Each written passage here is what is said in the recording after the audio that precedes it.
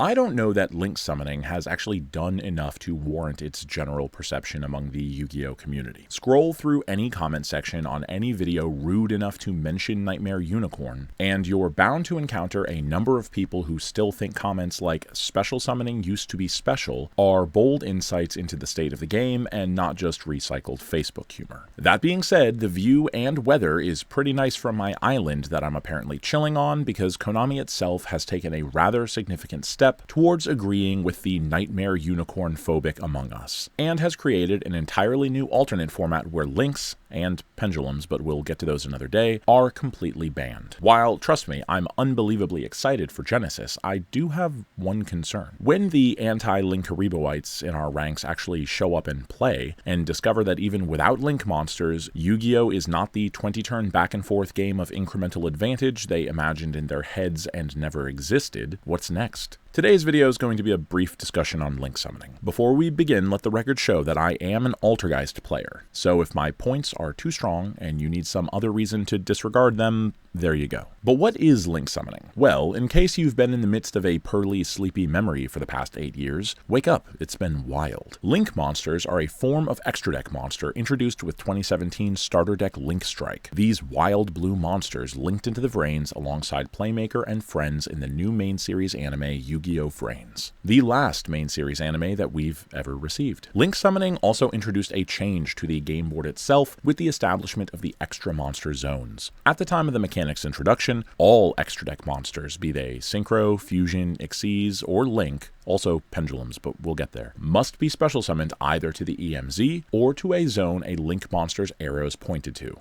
Oh yeah, there's also arrows. Link monsters came equipped with brand new arrows. Placement of the arrow was unique to that monster, and the number of arrows was dictated by that monster's Link rating, a mechanic that replaced levels or ranks and was indicated by the number on the bottom right of the card where the defense rating used to be, as Links could not be placed in defense position. If you're waiting for the part 2 or the actually, keep waiting. That's basically it. If you wanted to summon a Stardust Dragon, you had better stick that baby in the EMZ, unless you had a Linker Bell to stick 2 behind in your main monster zone. This was done, in theory, to slow the pace of the game down. Late pendulum format decks like Pepe, and going back even further to Synchro Spam Maxi challenge strategies, had pushed the pace of the game to its limit, and the idea to restrict the summon of extra deck monsters behind this new Link Arrow wall was a good one, though it had many players skeptical. For good reason. Early Link format was an absolute mess. Players were forced to play the worst cards you'd ever read in your entire life to enable the most bare-bones extra deck plays. Meanwhile, a deck like Zodiac could easily circumvent this restriction by special summoning back detached, properly summoned Xyz monsters from grave and extending from there. It was a nightmare. Speaking of which, the Nightmares. Introduced in 2018's Flames of Destruction, the greatest set in Yu-Gi-Oh's history for other slightly unrelated reasons. The Nightmares were the first card to really break this mechanic wide open. What's the point of slowing the game down and using links as a roadblock to special summon spam when you're creating overpowered links that people want to be summoning in the first place? This was unfortunately inevitable because creating a mechanic that exists solely so players have less fun and have to jump through more hoops to make the plays they want to play was never going to be popular. Nightmare Phoenix meant that any player could have the out for your strategy-crucial spell trap on hands at all times. Unicorn was non-destruction removal at the drop of a hat, and cards like Nightmare Goblin and Mermaid were major players in the unbearable 20-minute wheel-spinning turns that nearly killed the game. 3 of the 6 Nightmare cards are banned, half of them. That's insane.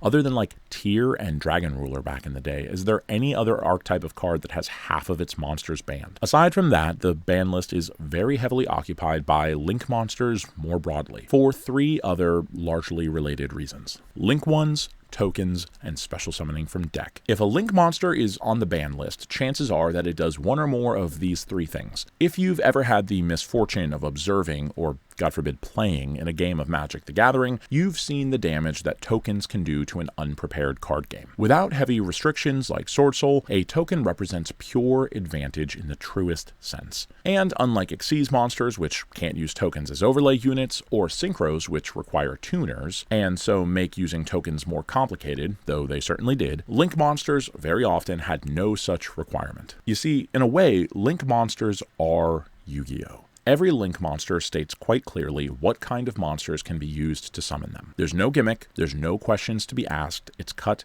and dry. The card does what it says it does. Nightmare Phoenix requires 2 monsters with different names. Link Spider requires 1 normal monster, which tokens are counted as. This meant that with some easy comboing, a previously uninspiring board of Scapegoat tokens could become the Link 4 of your dreams. Was this an oversight? Did Jim Konami just forget? Or was this an intended game mechanic? The answer to this question has been indirect and vague, but it's probably a combination of all 3. Link 1s are a controversial element of the mechanic. A Link monster requires a total number of material whose Link rating adds up to that monster's Link rating. A Link 2 requires 2 Link ratings worth of material, and all Link monsters can either be treated as their respective Link rating or a Link 1, never a number in between. Unicorn can be a 3 or a 1, but never a 2, for the purposes of a Link summon. This means that a Link 1 monster, in most instances, requires a single material for its Link summon. While some Link monsters like Emperor Charles or Zelantis shake this up and have created some interesting and unfortunately less competitive Link 1s, by and by, most Link 1s in the game's history have been able to be summoned off a single point of material, transforming any appropriate main deck monster or token into full combo for some of the strongest decks in the game's history, or putting in graveyard without the need of battle or card effect, cards that really want to be there. The complications of Link 1s really could warrant their own video, which I might make, but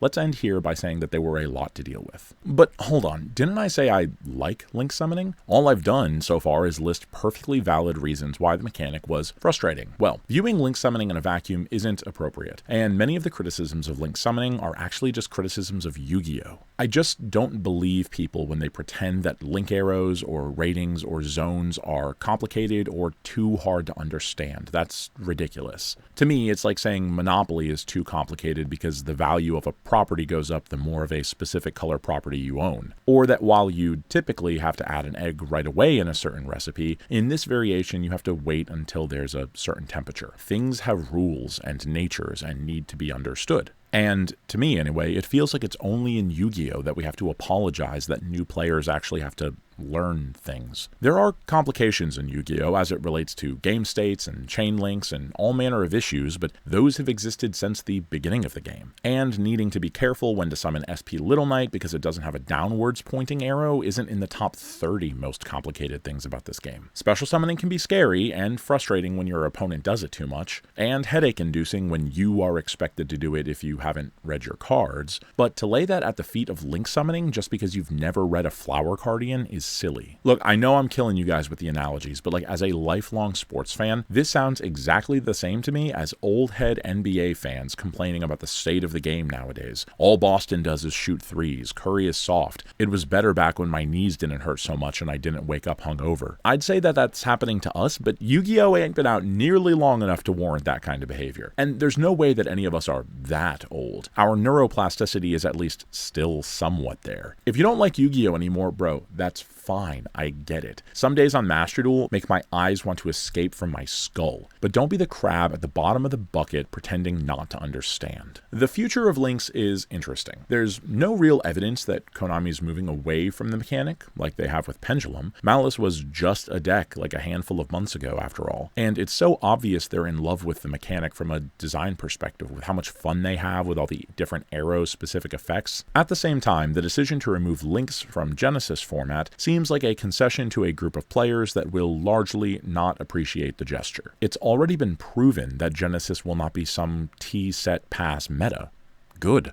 I can play GOAT for that, and do very frequently. I love the deck building challenges that the format presents, but I worry that the message the intended audience might learn is that Links were not, in fact, the death knell of the card game that they loved as a kid, and instead they just never really liked it in the first place. Thank you guys for listening. I hope that you enjoyed today's video. Make sure to like if you liked, leave a comment if there's anything you have to say, subscribe if you want to hear more, and remember to wash behind your ears.